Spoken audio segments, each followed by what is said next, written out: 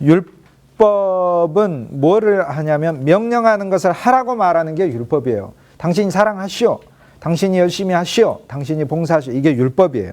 그런데 이 행위의 율법은 그건데 믿음의 법이라는 것. 믿음의 율법이라는 이야기, 믿음의 법을 말하는 것. 법이 행위의 율법과 믿음의 법은 본질적으로 다른데 믿음의 율법은 무엇을 요구하는 거냐면 하나님께 주님이 명령하는 것을 주십시오라고 기도한다는 거예요. 그리고 여기서 뭐죠? 율법의 백성은 율법과 율법 안에서 말씀하시는 하나님께 대답한다. 나는 당신이 나에게 약속한 것을 행하였습니다. 이렇게 얘기한다. 나는 행했습니다. 당신이 명령한 것이 일어났습니다. 이렇게 얘기를 하는 게 율법의 백성인데, 그러나 믿음의 백성은 뭐라고 얘기하죠? 이 기도가 일생 동안 우리 입에 있어야 돼요. 나는 할 수가 없습니다. 이게 어거스틴 기도다 그 말이에요. 왜 사람들이 오거스틴은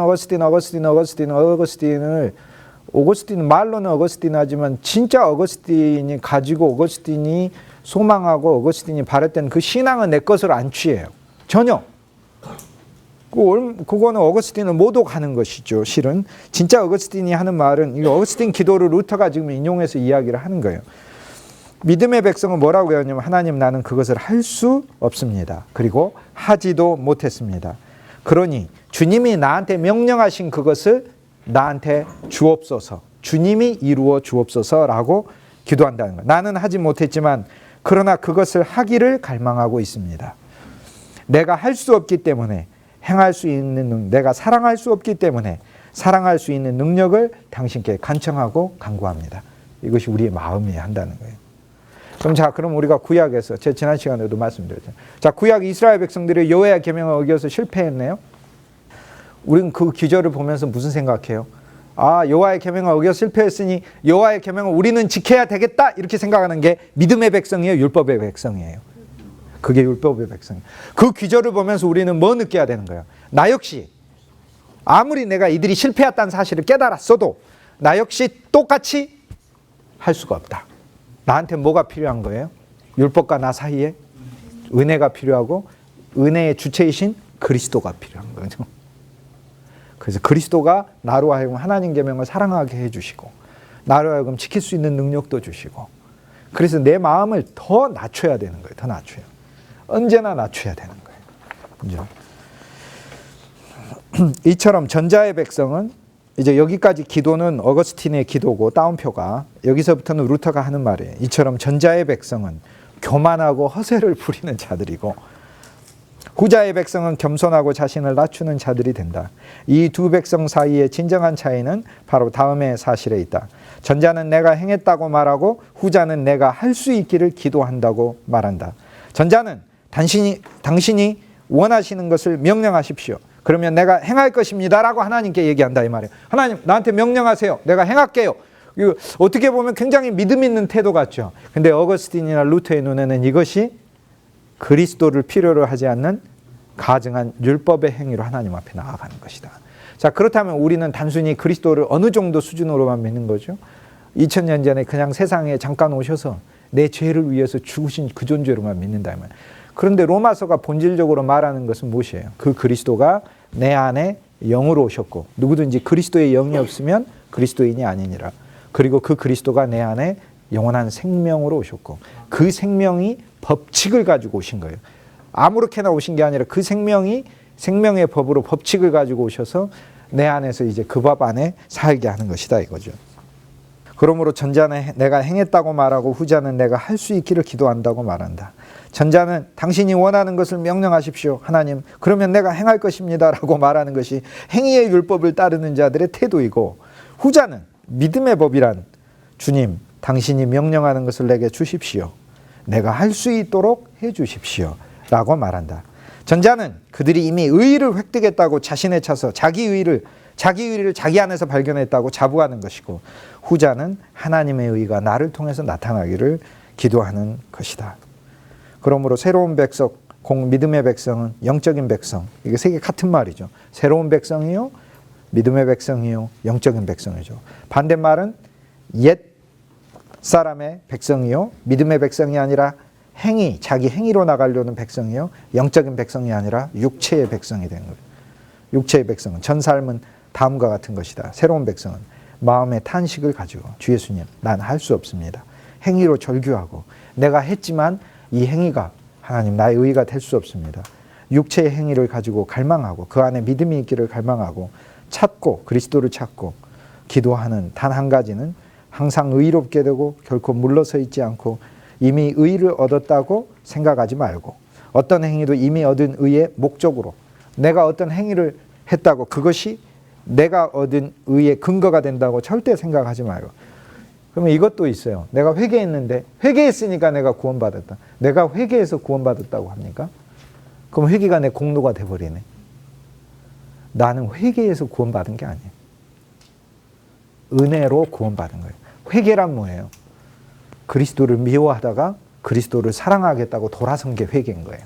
그러면 내가 돌아서 놓고, 그러면 거지가 부잣집에 먹을 걸 달라고 왔어요. 그랬더니 그 부자가 먹을 것만이 아니라 새로운 옷도 주고 새로운 집도 주고 새로운 사람으로 목욕도 시켜주고 다 줬어. 그랬더니 거지가 봐라, 내가 부자에게 돌아온 이 내 행위가 얼마나 놀라운가. 자기 회개를 자랑하고 있는 거예요. 그게. 그러니까 우리는 회개도 우리 공로가 될 수가 없어요. 심지어는 많은 경우에 우리가 회개를 많이 하면 그리스도가 우리를 용서해 주신다는 그런 식으로 전하는 것도 인간의 회개를 공로화시키는 겁니다. 사실 회개는 한 번 하는 게 아니라 일생 동안 하는 것인데, 회개의 본질은 그리스도께 늘 돌이키는 거예요. 내 자신이 아니라 그리스도께 돌이키는 거예요. 율법의 기준을 놓고 내가 맞냐 안 맞냐를 이렇게 보는 게 회개인 것 같은데 실은 그게 아니에요. 그건 행위의 율법 아래 매인 사람의 회개일 뿐이에요. 은혜의 법 아래서는 그리스도께 내 마음을 늘 돌이키는 거예요. 그리스도께. 내가 누군가 대화할 때 그리스도 없이 대화했다면 즉시 돌이켜야 돼요. 주 예수님. 내가 주님을 이 자리에 초청하지 않고 내 인간의 생각과 감정과 사고와 의지 가운데 대화했습니다. 이게 회개인 거예요. 그러니까 그리스도가 없었던 거에 대한 회개. 우리는 내가 대화했다는 것에 대하여 별로 미워하지도 않고 싸우지도 않았는데 무슨 회개를 하냐 이렇게 얘기할 거예요. 그러나 우리는 그리스도가 없는 모든 것에 대하여 사실 그리스도께 회개하는 거예요. 돌이키는 거예요. 왜냐?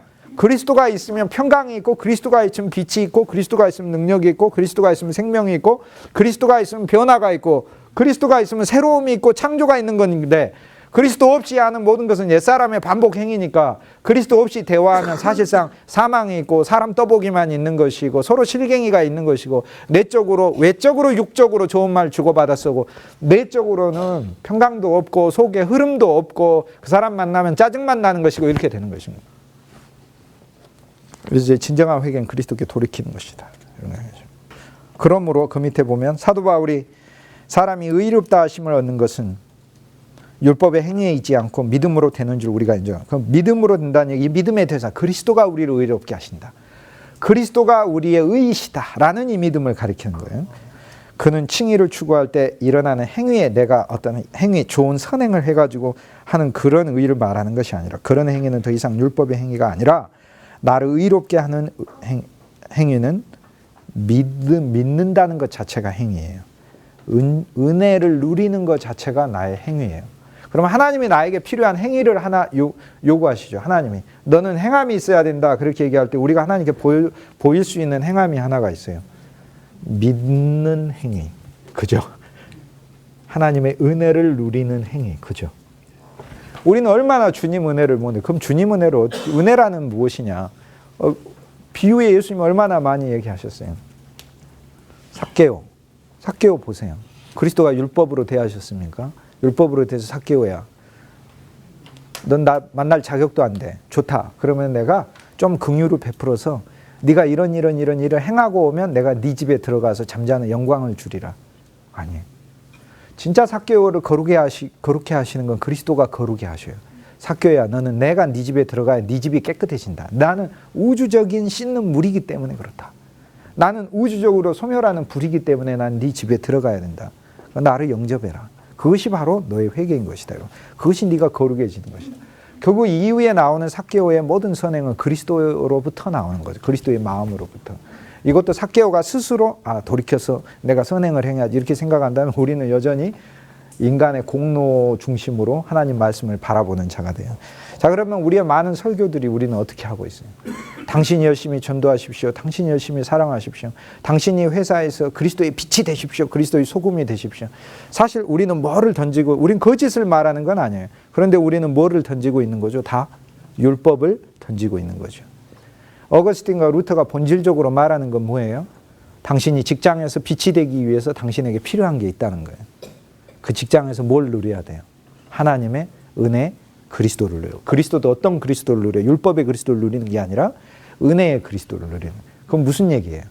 은혜의 그리스도란 값없이 의롭게 거저 나를 언제나 수용하시고 받아주시는 그분의 사랑을 내가 직장에서 누리면 그 마음이, 그 눈이 내가 모든 사람들을 향해서 볼 수 있게 되며 저절로 내 안에 긍휼과 사랑의 마음이 생기게 되는 거죠. 결국에 나의 진짜 선행은 그리스도의 은혜에서 나오는 것이다, 이 말이에요. 그리고 내 마음을 더 겸손하게 낮아지게 해야 돼요. 당신이 직장에서 빛이 되십시오. 우리가 어떻게 빛이 돼요? 그거는 율법을 던지는 거라니까. 빛이 되십시오. 우린 율법을 주고 이 율법을 수행할 그리스도를 그들에게, 그리스도를 전파해야 돼. 그리스도, 율법을 전파하는 게 아니라 빛이 되십시오 하고, 이 당신이 직장에서 빛이 되는 건, 빛이 되기 위해 당신은 먼저 기도할 필요가 있습니다. 왜? 우리 스스로의 노력으로는 빛이 될 수 없기 때문에. 우리가 왜 빛이 될 수 없느냐? 그 로마서 1장과 2장에서 한없이 바울이 얘기하잖아요. 우리 본성이 원래 추악하고 하나님을 영광스럽게 하는 일 자체를 거부하고 삼중으로 타락해 있고, 로마서 2장에 율법을 알아도 그 계명을 내 스스로 지킬 수도 없으면서 오히려 그 율법을 가지고 남을 판단하는 아담이 되어서 산다, 이 말이죠. 그러니까 2장 1절에 시작할 때 너 판단하는 아담아 라고 얘기를 하잖아요. 하나님의 율법을 가지고 너는 형제를 판단하는도다. 그러면서 사중의 위치를 차지하기는 좋아하는 거죠. 어둠 속에 빛이 되고, 어리석은 자의 선생이라 칭함을 받게 되고, 소경의 인도자가 되고는 싶고, 어린아이의 스승이 되고는 싶은데, 그러나 정작 거꾸로 또 사중으로 하나님 앞에 죄를 짓는 자죠. 도적질하고 영적인 것을, 그리스도에게 속한 것을 숨겨버리고 세상 것을 교회 안으로, 그리스도 안으로 끌고 들어와서 하나님의 메시지와 세상 메시지를 적절히 섞어가지고 먹는 사람들을 음행하게 만들고 세상 것을 먹게 만들고 육체를 따르게, 지식을 자랑하게 되고 사람의 영광을 추구하게 되고. 우리 힘으로는 안 된다. 바울이 계명을 알아도 안 된다. 계명을 알아도 안 되는데 그때 사탄이 와서 우리를 더 부추겨요. 넌 노력이 부족해. 더 노력해봐. 사실 그것이 로마서 7장에서 육신이 연약하여 할 수 없는 것을, 우리 육신이 연약한 것을 틈타 죄가 우리를 계명을 통해 속였다라고 바울이 얘기하는 거예요. 그 계명을 가지고 죄가 와서 자꾸 우리를 속여. 계명 보고 야, 네가 지금 노력이 부족한 거야. 노력이 부족한 게 아니라 우리 은혜가 부족해. 내가 왜 딴 사람 용서를 못합니까? 내가 용서하려는 노력이 부족해서 그렇습니까? 내가 용서하는 마음은 어떻게 노력으로 갔습니까? 노력으로 갔는다면, 그렇다면 예수님이 십자가 오셔서 죽으실 이유가 뭐가 있어요? 하나님을 사랑하는 마음 우리 보고 노력으로 가지라고 그러지.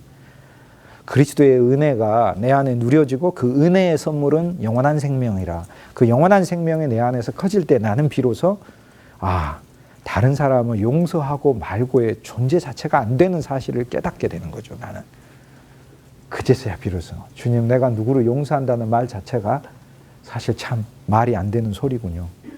내가 오히려 용서받아야 사람이군요 라고 하나님의 은혜를 알고. 직장에서 우리는 여러분 빛이 되십시오라는 율법을 주면서 그리스도를 중매자로, 중보자로, 그리고 보혜사로 그들에게 설교해 줘야 되죠. 당신 직장에서 진짜 빛이 되기 위해서는 당신은 직장에서 그리스도가 필요합니다. 그 그리스도는 당신의 심령에서 필요하고 당신의 생명으로 필요하고 그 그리스도께 구하셔야 됩니다. 그러면 모든 환경 속에 그리스도께 구해야 됩니다. 이만 그거다, 그겁니다. 이게 본질적으로. 그다음 두 번째 페이지. 자, 의라는 것은 우리가 생각할 때 칭의라는 말 속에, 루터가 칭의를 말했다 하는 말 속에 많은 사람들이 속아버립니다. 왜냐하면 사실 루터가 본질적으로 말하려고 하는 것은, 자, 칭한다, 칭의라는 말을 의로 칭해진다라는 말이잖아요. 그러면 칭자라는 말에 이미 들어가 있는 게 선고, 선언, 역임 이런 뜻이 들어있죠. 그런데 본질적으로 루터가 이야기하는 것은 칭의만이 아니에요. 득의가 있어요. 득은 의를 얻는다는 거. 그러니까 먼저 하나님은 의롭다 칭해줘요. 그 다음에 의 자체를 얻게 해요. 그 다음에 의가 우리를 통해 표현되고 나타나는 거예요. 그래서 모든 것은 하나님의 의가 우리를 통해 다 드러나는 것까지가 전체적인 한 과정이에요.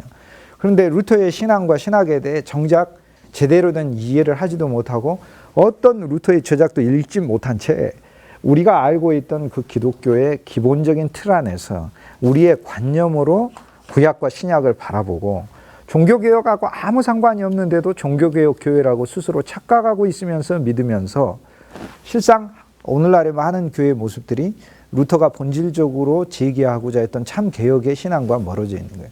루터가 말하는 것은 칭의만이 아니에요.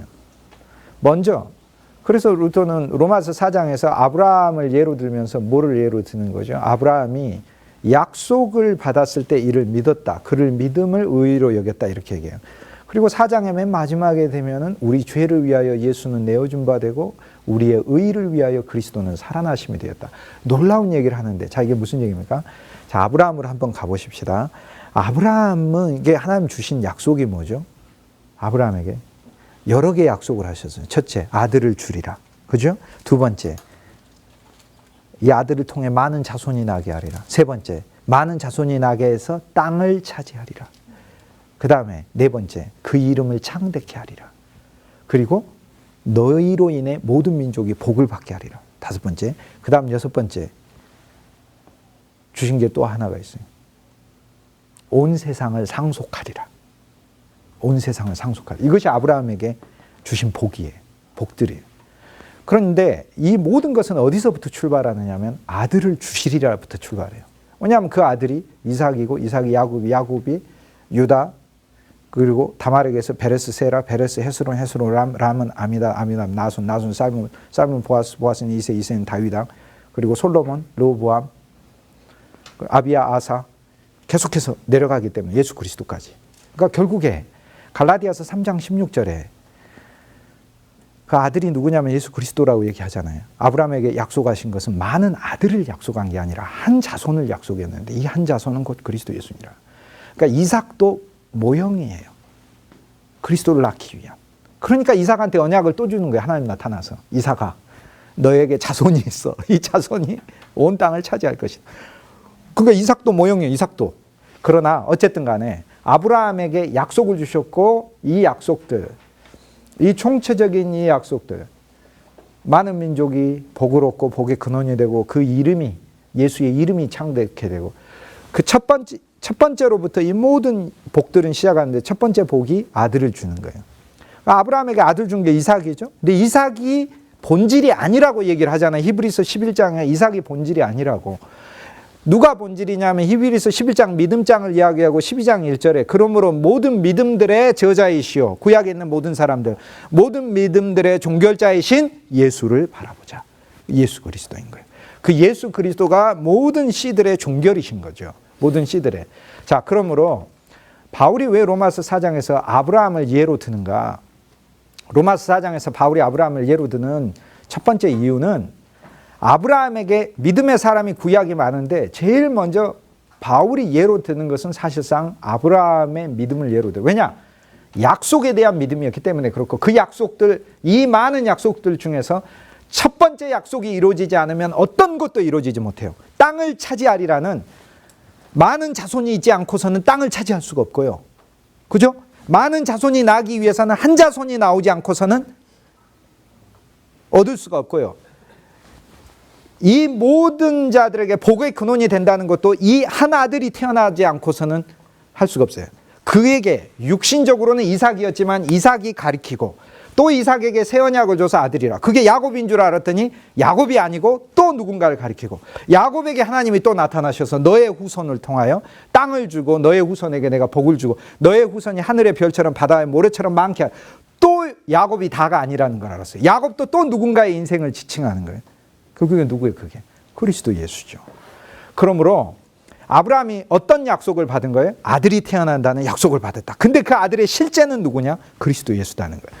쉽게 얘기해서 지금 바울은 뭐를 얘기하냐면 아브라함이 아들이 태어날 것이라는 약속을 받았다. 로마서 4장에서 바울이 진짜 이야기한다는 거. 우리도 그리스도 예수가 내 안에 실제 태어난다는 믿음을 가질 때 그때 그 그리스도의 믿음을 가지고 하나님께서 나를 보시며 먼저 의로 여겨준다는 거예요. 이 의로 여겨주는 사건이 먼저 시작된다는 거예요. 그래서 아브라함에게 이삭을 얘기를 하는 거예요. 이삭이 태어난다는 것을 아브라함이 믿었다. 그 이삭은 바로 아브라함의 아들이신 그리스도 예수다. 이삭은 야곱 계속 올라가니까 마태복음 1장에서 아브라함의 아들, 다윗의 아들인 예수 그리스도의 세계라고 시작을 하니까 결국에 우리 속에 그리스도가 오셨다. 그리스도가 내 안에 거하신다.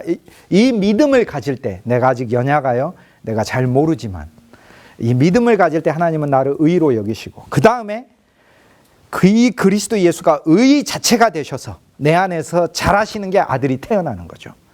태어나고 이 그리스도 예수가 성장하여 하나님께 제물로 바쳐지는 것이 내가 의로서 바쳐지는 것이죠.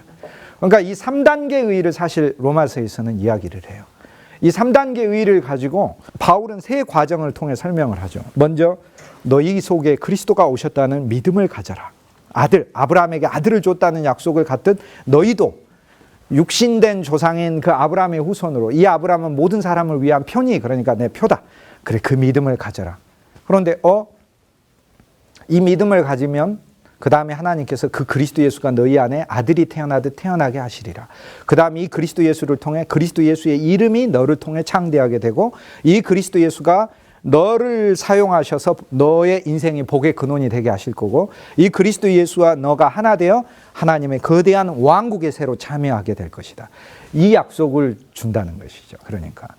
그런데 이 약속을 아브라함이 아들이 태어나고 나서부터 가졌다가 아니라 믿었다는 거예요. 믿고, 그런데 어떻게 되냐? 아들이 태어나니까 아브라함의 믿음이 어떻게 돼요? 아브라함의 믿음이 그가 100세가 되었어도 그의 믿음이 쇠하지 아니하고, 사라의 경수가 끊어졌어도 쇠하지 아니하고. 사라는 은혜를 이야기하는데 어떨 때 하나님의 은혜가 우리에게 정말 넘치는 걸 우리는 느껴요. 그런데 많은 경우에 우리의 외적인 환경들이 좋을 때 은혜가 넘친다고 느껴요. 그런데 외적인 환경이 약간이라도 부족하고 고통스럽기도 하면 하나님의 은혜가 끊어진 것처럼 느껴요. 경수가 끊어진 것처럼. 자, 아들이 있으리라 약속을 주셨는데 75세에 주셨죠. 그런데 76세가 되면 더 건강해지고, 77세가 되면 더 건강해지고, 이제 90세가 되면 진짜 아들을 낳을 것 같아. 진짜. 성경이 그렇게 돼 있으면 이건 참 좋은데 100세가 됐는데 오히려 사라는 경수가 끊어졌어요. 그런데도 뭐 했어요? 믿음이 쇠하여지지 아니하고, 아들이 태어난다는 믿음이 쇠하여져. 자, 지금 바울이 진짜 그리스도 예수가 우리 안에 태어나는 믿음이 어떤 믿음인가 지금 설명해 주고 있어요. 그리스도는 우리 안에 태어났어요. 먼저 여겨야죠. 그때 하나님이 우리를 의로 보셔요. 그런데 이 태어난 그리스도가 우리 실제 의가 되시기 위하여 그 인생의 과정에서 나는 믿음으로 살아야 된다는 거예요. 근데 믿음으로 사는데 내가 주님 믿었네. 근데 오늘 내 형편이 어제보다 훨씬 더 나아졌나? 아닌 것 같아. 경제적인 것도 안 나아진 것 같고 환경도 안 그런 것 같아. 심지어는 내가 예수님 믿었는데 1년 지났는데 내 인격은 어떤가? 아직 여전히 형편없어. 안 되는구나. 내가 열심히 해봐야지. 더 안 돼요. 그래도 사탄이 와서 봐라, 네가 열심히 안 하니까 그래. 더 열심히 해봐. 더 열심히 하면 할수록 안 되는 나를 발견하고 이게 예수 믿는 건가? 얼마나 괴로워. 이렇게 된다는 거예요. 그런데 로마서 4장에서 바울이 말하는 바가 뭐예요? 경수가 끊어져도 그의 믿음이 쇠하지 아니하고. 자, 오늘의 나를 보지 말고 어찌했던 그리스도는 반드시 그 그리스도를 내 안에 내 일생 동안의 과정을 통해 이루실 것이라는 믿음을 가져야 돼요. 오늘 내가 죄에 미끄러졌어. 그래도 나는 그 믿음을 내 안에 가져야 돼요. 이미 그리스도는 내 안에 오셨어요. 오셨지만 이 그리스도가 내 안에서 진짜 오늘 내가 누군가 다퉜어. 너무 부끄럽고 화나고 그렇죠. 그런데 그 믿음을 가져야 돼요. 저는 요즘 그 일종의 테스트에 있어요. 진짜 내 안에 그리스도가 온전히 성장할 것인가. 그리스도의 장성한 분량에 이른다고 했는데 내 안에 그리스도는 정말 장성해서 베이비가 아니고 장성하면 키도 자라고 그리스도의 키도 자라고 그리스도의 지혜도 자라서 그분의 공생애가 나를 통해서 정말 바로 나타날 텐데 내 안에 그리스도는 아직 자라고 계시기 때문에 나는 그분과 함께 가끔 성전, 영적인 성전에 가서 제사는 드리지만 그분의 공생애가 아직 나를 통해 온전히 드러나지 못하는 모습을 보고 있어요. 그러면서 어느 날은 이게 그리스도가 태어나긴커녕 나의 옛사람이 2배, 3배로 확장된다면 그 말이 맞을 것 같다 라고 하면서 내 믿음을 포기해버리고 싶은 때가 있어요. 그리스도는 안 태어나실 것 같다. 내 안에. 딴 사람한테 태어날 것 같다. 이렇게 봐가지고 굉장히 옳게 사는 그런 분들한테는 태어날 것 같다. 나한테는 안 태어날 것 같다. 근데 그때마다 이상하게 로마서 4장에 그 말씀이 떠올라요. 경수가 끊어졌어도 육신이 쇠하였어도 그의 믿음이 쇠하지 아니요. 그래도 주님 의지해. 주님은 반드시 그 그리스도를 내 안에 이루실 것이다. 자, 성화를 내가 어떻게 합니까? 성화를 내가 하는 게 아니라 그리스도 예수가 마침내 그 성화를 이루실 것이다. 라고. 이 두 번째 페이지를 한번 읽어봅시다. 그러니까 이게 무슨 말인지 이제 우리는 알 수 있습니다. 그래서 이미 의롭다 생각하는 자들은 더 이상 그 의가 내 안에서 그리스도의 의가 자라기를 구하지 아니하고 그냥 이제 의로워졌다. 이 상태에서만 머물게 사실 사탄이 우리를 유혹해요. 그리고 우리를 미지근하게 만들어 우리의 믿음이 내 행위나 나하고 죄하고의 싸움을 계속해서 부추겨요. 그 그리스도를 향하여 나를 가게 하지 않고 그리고 그들의 갈망을 냉각시킨다. 그리스도를 향한 소망을 그리스도를 향한 갈망을 자꾸 냉각시켜요. 오히려 종교적으로 다른 것들을 간구하게 만들어요. 이에 대해서 계시록 3장 14절에서 16절 라우디게아 사자에게 말씀한다. 그렇죠? 미지근하다. 그리스도에 대한 갈망이 없다. 또 다른 세 번째 사람들은 여기서 이제 잘못된 부류에 대해서 바울이 이야기를 하는 거예요. 유혹하고 미지근한 사람, 그 다음 갈망하지 못한 사람, 첫 번째, 두 번째고, 그 다음 세 번째 사람들은 미신적인 신앙과 광신에 빠지게 한다. 막 자기의 육체적 노력으로 금식을 엄청 해본다든지, 아니면은 자기가 성경을 하루에 몇십 장씩 읽으면 거룩해진다든지, 아니면은 뭐를 며칠 동안 뭘 하면 어떻게 거룩해, 아니면은 광신적인 것에 빠져서 환상을 봤다든지, 무슨 예언을 듣고 다닌다든지 하는 이거에 빠지게 된다는 거예요. 그래서 이들은 더 거룩한 자예요. 마치 그것을 하면 더 거룩한 것처럼 여겨져요. 며칠 금식을 더 많이 하면 할수록 거룩하다고 생각. 아니, 우리 육체로는 약간의 유익밖에 없고 약간의 유익만 더 가질 뿐일 것이고 거룩은 나한테 없어요. 그리스도가 거룩인 거지. 그러니까 내 안에 내가 스스로 나의 거룩을 개발하는 게 아니에요.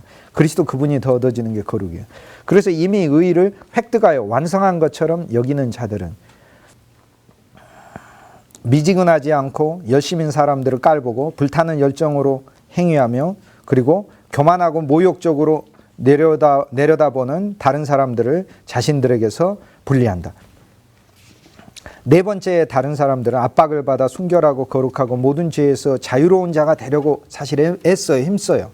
그런 사람들이 있어요. 우리들도 한때 그랬잖아요.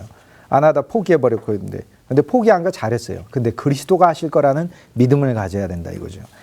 그런데 어떤 사람들은 압박을 받아 환경 속에서 그런데 여전히 순결하고 거룩하고 모든 죄에서 자유로운 자가 되기 위해서 애써요.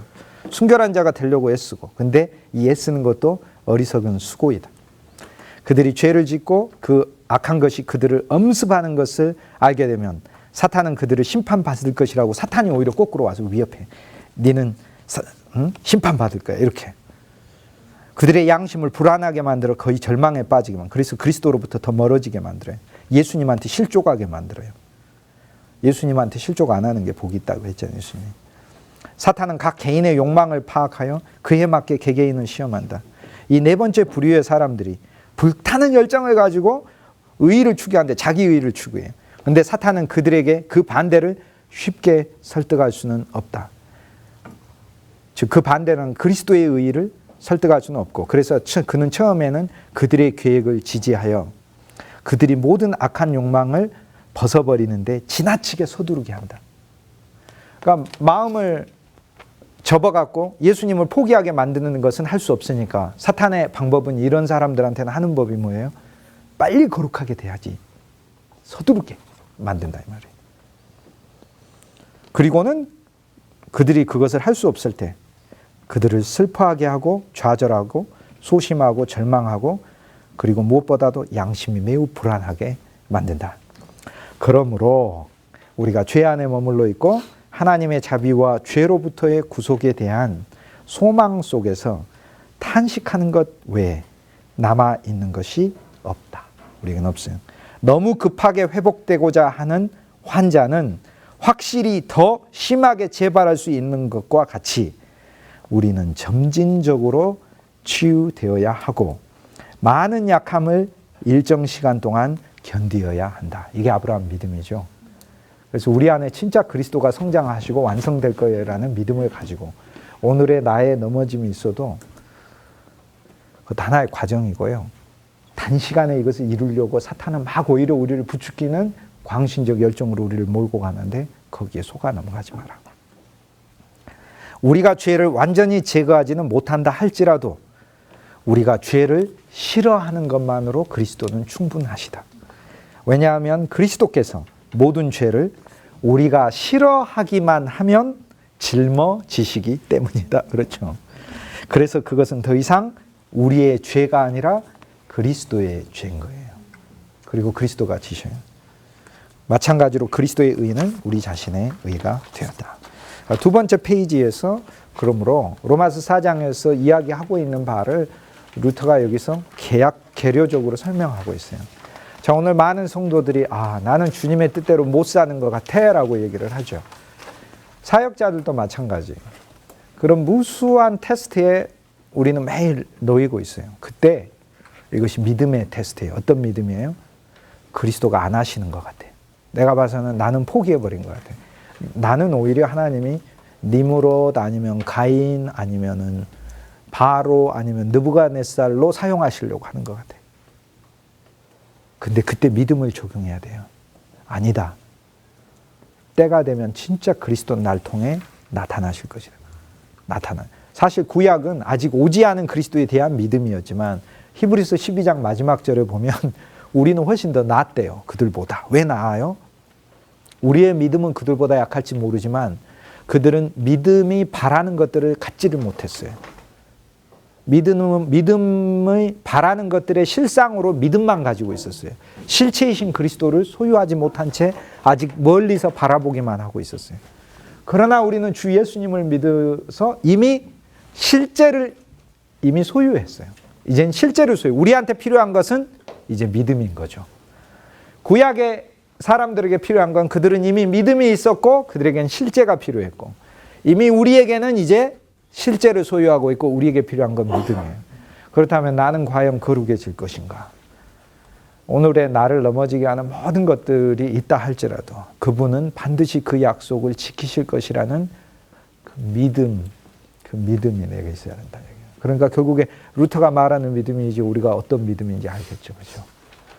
그 다음 또 하나 중요한 것은 죄의 문제에 대한 처리는 어쨌든 우리가 죄를 미워만 하면 죄에 넘어지고 죄에 졌다 할지라도 주님 나는 이 죄를 사실 미워합니다. 내 육신이 연약하여 여기 내가 넘어졌습니다. 라고만 하면 그리스도는 언제나 그 죄를 지셔요. 그것만으로 충분해요. 그리고 단기간에 완벽하고 거룩해 되는 방법이란 건 없어요. 없어요. 믿음의 모든 사람들이 다 그렇게 얘기해요. 어떤 사람도 그렇게 얘기한 사람 없어요. 웨슬레 선생님도 점진적 성화가 우리의 긴 과정이에요. 루터도 여기서 인생의 전 과정이거든요. 근데 그렇게 믿어도 됩니다. 그렇게 믿어서 세계를 바꿨어요. 그렇게 믿어서. 오늘 어설프게 믿어서 한 사람도 못 바꾸는 사람들의 이야기를 듣지 마시고 이렇게 믿어서 세계를 바꾼 그자들의 믿음을 우리가 취해야 돼요. 세계를 바꿨어요. 세계를 바꿔도 보통 바꾼 게 아니에요. 다 바꿨어요. 오늘날 우리가 알고 있는 우리의 개념의 믿음이라는 게 얼마나 본래의 그 믿음에서 벗어난 건가. 그리스도가 하신다는 것에 대한 믿음. 그런데 그 테스트를 매일 받더라고요. 저는. 매일 받아요. 예수님이 거룩하게 하시기는커녕 나는 점점 더 심각해지는 것 같은데 맞아요. 주님은 나를 점점 심각한 것을 더 폭로하시고 더 드러내셔요. 그러므로 나의 어떤 행위에도 나는 사실 소망을 가질 수 없게 돼요. 그리스도 그분만이 나의 모든 의라는 것을 결국에 내가 갖게 되는 거죠. 20절에 그리스도의 믿음으로 말미암아 모든 사람에게 미치는 하나님의 의니 모든 사람에게 유대인이든 헬라인이든 차별이 없느니라. 자, 율법을 알고 있는 사람이라 할지라도 우린 이미 율법 알고 있죠. 그죠? 이미 율법 알고 있고 이미 첫 언약 안에서 우린 살고 있어요. 첫 언약뿐 아니라 이미 우리는 새 언약까지 가지고 있음에도 불구하고 새 언약으로 살지 않고 옛 언약, 모형의 언약, 첫 언약 그림자 언약 아래서 내 자신의 행위와 내 자신의 노력과 내 자신의 애씀으로 그렇게 이루려고 하고 있었어요. 그런데 그리스도는 그런 정도가 아니죠. 우리의 모든 것이 되셔서 우리 모든 것을 차지하시고 그분이 그분을 우리 속에 조성하시려고 오신 건데, 그래서 그 주님이 나를 조성하십시오. 그래서 그리스도의 믿음으로 말미암아, 그리스도의 믿음 언젠가 여러분과 함께 깊게 제가 더 설명할 시간이 아마 다음 학기에는 있을 거예요. 그 부분은 그리스도를 믿는 믿음이 아니에요. 원어대로 하면 그리스도의 믿음이에요. 처음 우리가 예수님을 믿는데 내 믿음이 크면 얼마나 큰다고 하나님께서 그거를 의의로 여겨주셨겠어요. 사실은 우리는 모든 걸 예수님께 빌리는 거예요.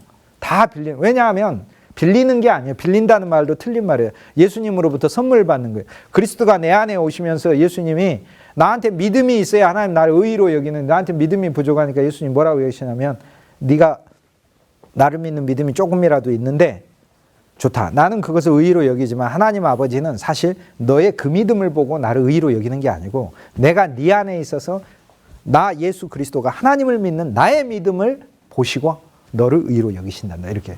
그러니까 예수 그리스도의 믿음이에요. 그분의 믿음. 그분의 믿음이 내 안에 있어요. 그분의 믿음을 통해 그분의 믿음이 나에게 의의를 가져다 주는 이 길을 예수님께서 만드시고 모든 사람에게 의의가 우리에게 와요. 그래서 로마서 3장 후반에 보면 예수님이 우리에게 선물하신 항목을 그분의 의의가 나를 향해 다가와요. 내가 그분께 가는 게 아니고 그분의 의의가 나를 향해 다가와요. 그런데 모든 사람이 하나님께 범죄하여 하나님의 영광에 미치지 못해요.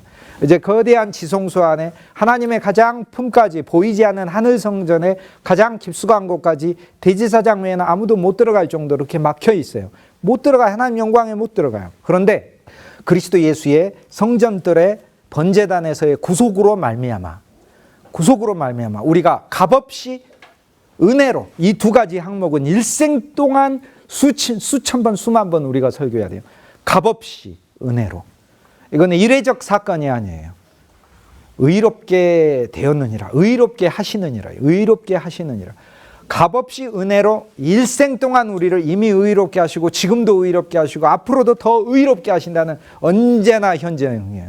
내가 그분의 은혜를 언제나 누려야 되고 그분은 나에게 의롭게 하시는 것을 정말 값없이 늘 내가 그분을 바라볼 때마다 의롭게 하시고, 그래서 그리스도의 구속으로 말미암아 그분이 나를 사시고 내 죄값을 치르시고 그분과 나를 바꾸심으로 그리고 나를 덮으심으로, 이게 구속의 항목이죠.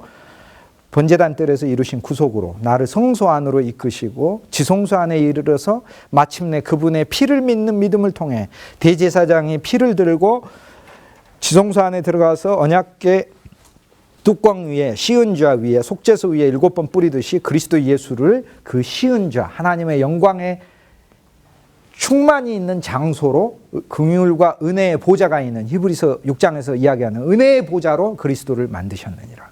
그러니까 예수님은 제단들의 구속일 뿐만 아니라 우리는 그분 안에 있어서 그분이 나의 언제나 은혜와 긍휼의 보좌이신 거죠. 그래서 그 위에 있는 거죠. 우리는 언제나 있는데 그 지나가는 그 과정에 있어서 나의 모든 죄들을 하나님이 두 가지로 대하셔요. 하나님께서 그 죄들을 기뻐하신다는 게 아니에요. 정말 혐오하셔요. 그런데 그 죄들을 오래 참으심으로 대하셔요. 그래서 그리스도 예수께서 십자가에서 제하신 그분의 구속으로 그 죄 문제를 보셔요. 그 다음 두 번째, 간과하심으로 대하셔요. 간주하지 않는다 이 말이에요. 그리스도 때문에 간주하지 않는다. 쉽게 얘기해서 우리의 모든 죄들은 그리스도 예수 안에 우리가 그분의 피를, 첫째 그분 그리스도의 믿음을 소유하고 그리스도의 믿음이 내 믿음이 되고 그리스도가 나의 의이시다고 고백을 하고 그리스도가 번제단에서 나를 구속하셨습니다 라고 로마서 3장 후반에 바울이 이야기하는 그리스도의 믿음, 그리스도의 의, 그리스도의 구속, 그리스도의 피, 이 항목을 누릴 때 그리스도 예수는 나에게, 그분은 나에게 은혜의 보좌가 되고, 그 과정이 늘 누려지면서 내 안에 있는 모든 죄들에 대하여 하나님은 어떻게 보고 계시느냐. 지난 죄로 보고 있다 이 말이야. 지나쳐버리는 죄로 하나님은 나를 그렇게 대하신다. 그리고 나를 향하여 오래 참음으로 늘 대하신다. 이렇게. 그러면 오래 참다가 어떻게 해요? 나를 깨닫게 하셔서 나로 하여금 또다시 그리스도를 나의 구속의 제물로 누리게 하심으로, 그분이 구속하셨으니까, 내 대가를 치르셨으니까 다시 그분의 의의를 내가 받아 내 마음속에. 그러니까 이제 그러면 이 일들을 통해 우리에게 필요한 것은 무엇이냐? 바로 이 믿음을 가지라는 거예요. 그리스도의 의, 그리스도의 믿음, 그리스도의 피, 그리스도의 구속, 그리스도의 시은주와 되심. 은혜의 보좌가, 그분이 은혜의 보좌가 되신다는 믿으라는 거예요. 그럼 그 믿음은 어떻게 가냐? 로마서 4장에서 아브라함을 예로 들면서 하는 거예요. 눈에 보이는 게 없었지만 마침내 아들이 태어날 걸 믿었다. 그 아들이 태어나 모든 게 해결됐어요. 그 아들을 통해 많은 자손이 나왔고 많은 자손이 땅을 차지했고 결국 나는 내 안에 그리스도가 태어나셔야 돼요. 마침내 이미 태어났어요. 근데 이 그리스도가 진짜 내 삶을 통해서 나의 실제로서 나타나기를 나는 믿음으로 취해야 돼요. 하나님 마침 이루실 것이다. 근데 그 과정에서 내가 조금이라도 죄를 지으면 사탄은 나한테 와서 유혹한다잖아요. 에게 너는 안 돼. 이렇게 얘기해. 그때 우리는 뭐라고 대답해요? 맞아, 나는 안 돼. 그러나 그리스도는 하신다고 약속하셨어. 나는 그분의 약속을 맺는다. 단번에 조급하게 의롭고 거룩하게 되려고 그 완성을 단기간에 이루려고 하지 말고 우리 인생의 전 과정이 믿음을 통해 사는 거예요. 그거를 얘기하고 있어요. 그거를.